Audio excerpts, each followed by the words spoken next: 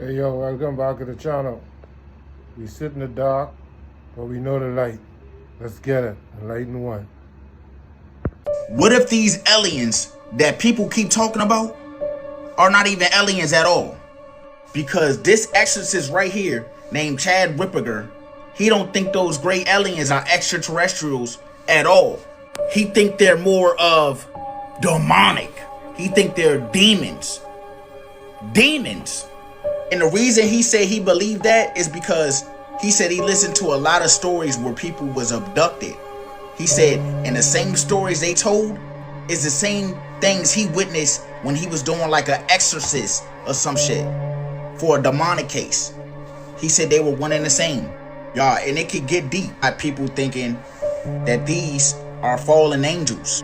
Then you got a lot of people thinking they're in the government or they run the government. So I don't know, y'all. I need y'all thoughts down below. What do y'all think? Do y'all think these are real aliens that come from outer space, or do y'all think these are demons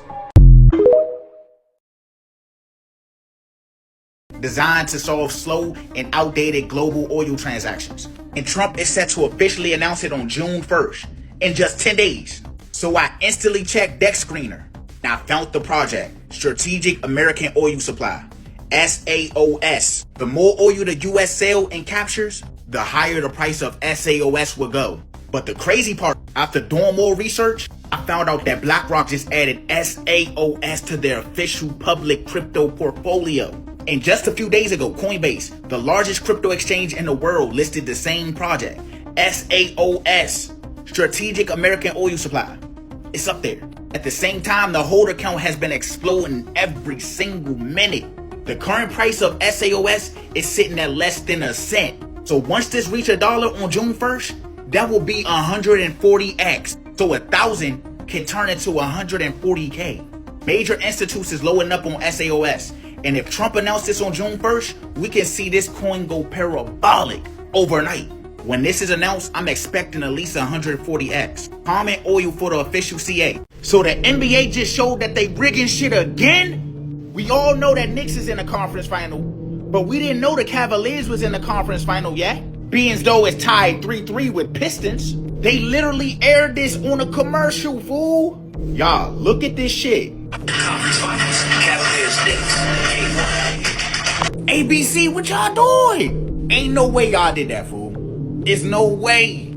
Y'all did this on purpose, right? Now, if y'all was smart, you gotta know, since they fucked up like this, the Pistons is gonna win now. It's only right the Pistons gotta win now because they didn't show the script. That was not supposed to be seen. I'm believing that's not supposed to be seen. I even got my own little twist on things on what I think is gonna happen. I believe Knicks is going to the finals. Then it's gonna be the Spurs. Spurs is gonna beat OKC. OKC is then going to get Kevin Durant on the offseason because it's going to be the same way KD did when he joined Golden State when they lost. He's going to join OKC and then they're going to win next year.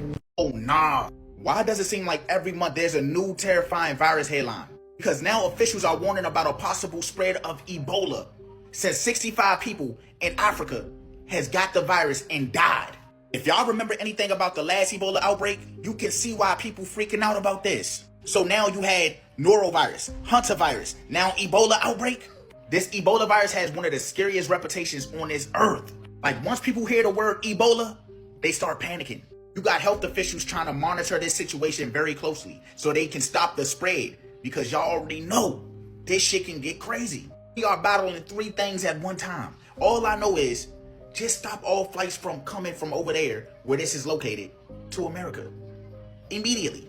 Experts are saying Ebola spread through direct contact through bodily fluids, not like COVID. But you already know social media don't care about the details. They see Ebola, 65 dead, and a possible spread. They immediately jump to, oh shit, this is about to be another pandemic. So do y'all think people is overreacting over this headline, or do y'all think people should be worried a little bit? Yeah, I do not like this man Jeff Bezos, but I do agree with what he just said. He said got a lot of people arguing right now. I mean, arguing. The bottom half of America should not be paying tax. They should not be paying federal income tax. And I know people like, why are you agreeing with that? You must be on the bottom half of America. And if I am, let me be. And if they come up and say we don't have to pay taxes, I'm gonna take that as well. Why are we taxing struggling workers when we the richest country on this earth? And I'm like, why are we? You should say the same thing. Why are we? I mean, I do know the answer, because we're greedy as fuck. We brought up a nurse that makes $75,000 and he said she shouldn't be taxed either. So when we talk about the bottom half, where's the number? Is it people that make less than 100,000? Is that bottom half? You have a lot of people split on this. You got some people saying you finally got somebody that's rich, that's willing to speak up and help regular people. People saying, but hold up, this is coming from one of the richest men in the why this is going. You got people saying, why is he saying don't tax the bottom half of America? When at your corporation, you do not pay your employees that's working for you the money that they should be making. So the real question is, do y'all agree with what Jeff Bezos said? Or do y'all think this is another billionaire PR stunt? 6 million dead in the Congo, an active Ebola outbreak, a genocide happening in real time, and the United States and the UAE just showed up, not with medicine, with $100 million to guard the mines. You see, the DRC sits on an estimated $24 trillion worth of minerals, cobalt, copper, coltan, lithium, the materials inside everyone's phone, every electric car, every piece of tech the Western world depends on. That wealth, it belongs to the Congolese people, except they've never been able to keep it. Right now, there are at least 131 people dead and over 530 infected with Ebola. There's no vaccine, there's no approved treatment, and the West made sure the response system wasn't there to catch it. 300,000 people have died as a result of cuts to critical health aid in the Congo, and the US and UAE turned around and funded the mines. That's not a coincidence. That's a priority list. The West has never helped Africa. That's always been a lie. You can't extract trillions from a continent, collapse its health system, and call yourself a helper. That's not aid. That's management. And then they wrote the check. $100 million for a paramilitary force described in their own words as a unit to secure the entire mineral exploitation chain. 20,000 armed guards across all 22 mining provinces by 2028, not to protect the people, to protect the mines. You see, the Congo isn't poor. The Congo is being kept poor. And that difference is $24 trillion that's never belonged to the people it was taken from. They're not coming to help. What they're coming for is what's underneath the ground. And they don't care how many dead bodies they need to step over it to get there. And if you didn't know, now you know.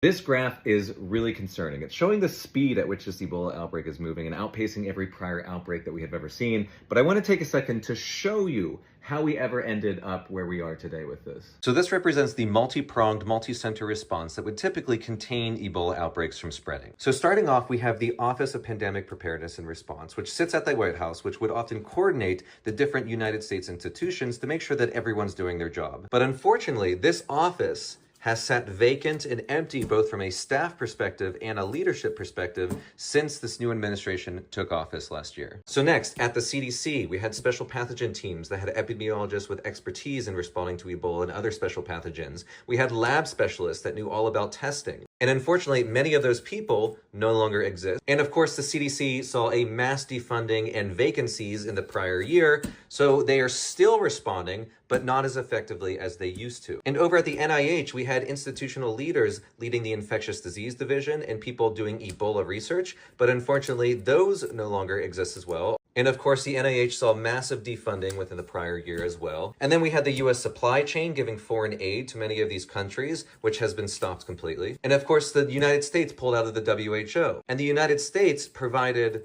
lots and the majority of the funding for the WHO. And of course, we have USAID. USAID was the major player in all of these outbreak responses. They had government relations with local leaders in those areas. They had local relations with community leaders in these areas. They built up local trust over multiple years. They built up intelligence to share with all these different institutions. They also had lots of local clinics everywhere. And of course, USAID was just completely gutted. So what's left in this response, you can see, is not the same thing. This effort was meant to contain this. And yes, the threat to the United States remains very low, but these public health programs were meant to protect global health and reduce morbidity and mortality within these countries, and also prevent the humanitarian loss that is likely to be felt for years from this outbreak. So if you want to help, I encourage you to reach out to your representatives. Tag them in the comments below. Tell them that you want to see a reinvestment in global health, and you also want to see a reinvestment in the United States public health. Because public health is not just meant for some people, it's meant to protect everyone. Guys, we have some brand new updates on the Ebola situation, and it is not going to be what you expect. So since we last talked about this, the cases have literally tripled to over 1,000 in Congo and is still climbing every single day. Overseas now to the deadly and rapidly spreading Ebola outbreak in Africa. The number of reported cases now above 900 in the Congo. The World Health Organization has now declared a full global health emergency, and the director did it before they even held the meeting. That's how fast this is moving right now. The U.S. has also now banned green card holders from Congo, Uganda, and South Sudan from coming back into the country, which they didn't even do for COVID. People have been storming the hospitals and burning down treatment centers because they genuinely do not believe that Ebola is even real. 18 patients who had Ebola actually went missing after one of the centers was destroyed, and nobody knows where they are still to this moment. Existing Ebola vaccines don't even work on this strain, and right now there's nothing to do about it. Oxford right now is trying to use the same exact tech from the COVID vaccine to try and build one, but it's still months from even being tested on people. This story changes every single day, so make sure you go ahead and follow me now if you don't want to miss the next update. Breaking news happening right now as an Air France flight that left Paris was diverted and denied entry into the United States. Its destination was the Detroit Metro Airport, and it was diverted to Montreal, where it has landed, and it was denied entry because it turned out that a passenger on board was from the Democratic Republic of Congo, where we currently have the Ebola outbreak happening, and there is a travel restriction for anyone from that country to the United States, along with South Sudan and Uganda. So they had to divert the flight, and we are hearing now that the flight attendants put on masks and protective gear to get all the passengers off, but right now it seems this passenger did not exhibit any symptoms and is not known to have the virus, but they're just taking every precaution possible to try and prevent the further spread and outbreak of this virus. So guys, this could turn into something serious here. There are over 300 people on this flight, so hopefully this person did not have Ebola and that everyone is okay. Again, Ebola has to be transmitted with bodily fluids. It's not airborne like COVID-19 was. So this should be okay, but this is just an abundance of caution and just shows how it is hard for the United States to logistically enforce these travel restrictions. We're not sure how this passenger got on that flight heading for the United States when they weren't supposed to. Spread the word, follow along for more. There'll be updates, and I'll see you back here for the 411. U.S. citizens exposed to Ebola will not be coming home, apparently. The New York Times, citing 3 people with knowledge of the plans, reports the Trump administration is sending them to Kenya for observation and treatment. It is a break from normal practice. Citizens are usually repatriated, especially when their home country can offer a higher standard of medical care. And by the way, we're equipped to do it. Back in 2014, Dr. Craig Spencer contracted Ebola while treating patients in Guinea. He was in intensive care in Bellevue Hospital right here in New York City for 19 days. Other Americans were evacuated to places like Omaha, Nebraska, and treated in specialized U.S. facilities with advanced ICU care and isolation rooms. Dr. Spencer survived, and he's now telling the Times that the U.S. is abdicating its responsibility to protect American citizens. Right now, roughly 1,000 people have been infected with Ebola in Congo, an outbreak that has killed more than 200 people in just 11 days. It is the 3rd largest outbreak right now so far on record. The Trump administration has sent one American doctor with symptoms to Germany and monitored 6 other Americans in Germany and the Czech Republic. The original plan was to monitor high-risk Americans in Kenya while transferring anyone who developed symptoms to Europe for treatment. But now dozens of U.S. Public Health Service officers are reportedly being trained to deploy to Kenya to provide treatment there. Here is how Secretary of State Marco Rubio explained the new policy today during a cabinet meeting at the White House. The number one priority of our foreign policy is to protect the American people. We cannot and will not allow any cases of Ebola to enter the United States. So we've surged assistance to make sure that is being contained there. And obviously, multiple agencies involved here are also very involved in tracking people, just to make sure that nobody comes into this country that has Ebola and creates a problem for us. These are American citizens, and again, we have treated them here at home before and done so successfully. MS Now senior medical analyst and critical care physician with the U.S. Air Force Reserves, Dr. Vin Gupta, says Kenya, while better than Congo, is not the U.S. He says it lacks the same level of critical care infrastructure and warned Ebola can turn rapidly and unpredictably. Quote, from a moral standpoint, he told us, we are leaving Americans behind with substandard care. We owe them better. This comes, by the way, as the U.S. has already arguably made it easier for Ebola to spread, cutting U.S. aid and the very systems designed to stop outbreaks before they get out of control, like laboratories, medical supply distribution, and disease surveillance in places like Eastern Congo. Things that could have stopped or at least mitigated this outbreak, which experts worry was spreading undetected for weeks, possibly months. The quarantine facility was supposed to become operational today, but that is not happening. New York City has been added to the list of places that will accept travelers from Ebola-affected countries. JFK Airport in Queens will begin performing enhanced screenings. This is your Ebola update for Tuesday, May 26th. Ebola patients are reportedly fleeing hospitals in the Democratic Republic of Congo after treatment centers were attacked during this growing outbreak. According to Reuters, angry crowds stormed Ebola facilities, demanding the bodies of loved ones so they could perform traditional burials. But health officials warn Ebola victims remain highly contagious even after death, making those funerals especially dangerous.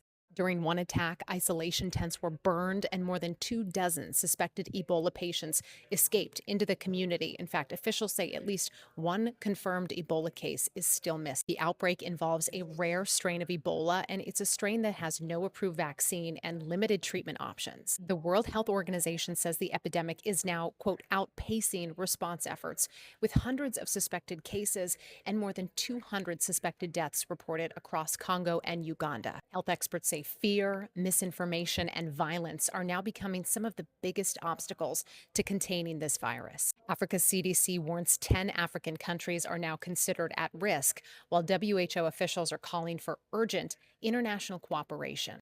They're being very clear, and they're warning that no single country can respond to the magnitude of this outbreak alone. I'm Simone D'Alba. I'm a journalist in Washington, D.C. with WUSA 9. Drop me a comment, ask me a question, and I'll try to get you some answers.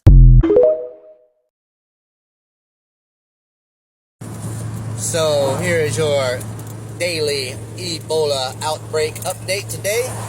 It is the 28th of May, 2026. Here's the numbers from the CDC.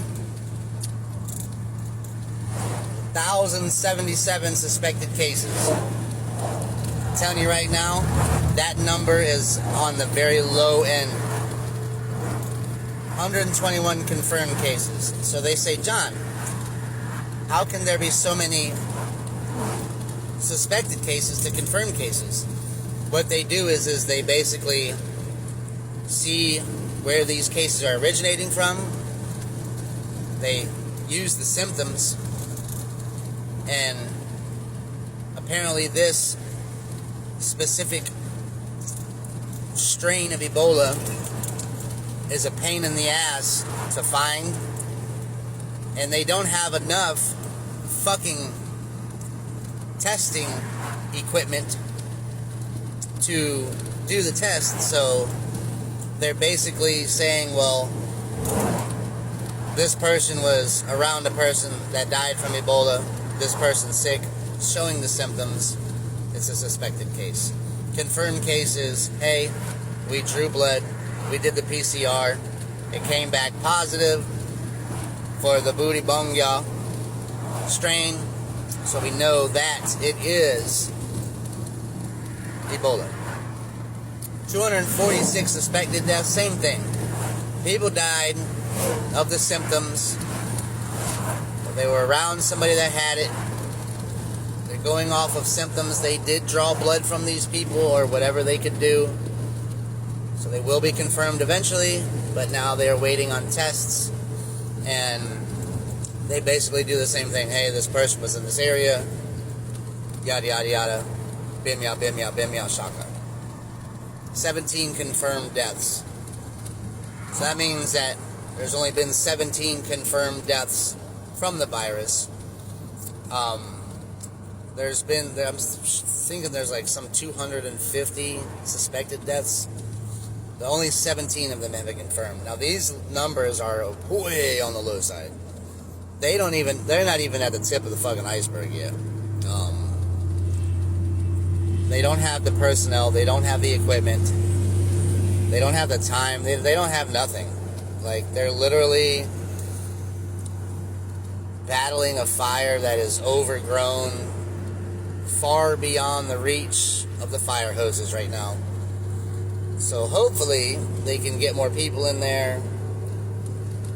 Nobody wants to volunteer though, because you're fucking with the deadliest virus in the world, so it's scary. And I give huge props to the people that do that job, because that is the most dangerous job in the world. It is the scariest job in the world, and it takes humongous sack to be that person. Humongous sack. So, I believe the 2 cases that were suspected in Italy came back negative. So that's a good thing. But I'm sure that there will be a lot more cases around the world. And we're just going to have to wait and see what happens. Other than that, hopefully they stop burning down the fucking treatment centers and stop attacking the medical workers, and they can kind of get this under control. Because as of right now, in 2014 and 2015, there was 28,000 cases and 11,000 deaths. I think that this is going to supersede that by a lot. So hopefully not, but like I said, they don't even have almost a grip on it. So we need to send our prayers that way. And governments of the world need to stand up and send resources and money and people. Love you guys. I'm back. It's May 29th, 2026. Here's your hantavirus and Ebola update from an infectious disease epidemiologist. First things first, hey y'all, it's good to see ya. Thanks for joining. Let's get into the facts. The facts are that they are looking for volunteers. Volunteers, where? At the CDC. Why, you may ask? Because they fired everybody. But in addition to that, they need volunteers to screen passengers that are coming to the U.S. that are returning from some of the regions that have been impacted by the Ebola outbreak. Those cities include Atlanta, Georgia, Virginia, Dulles Airport to be exact, and Houston International Airport.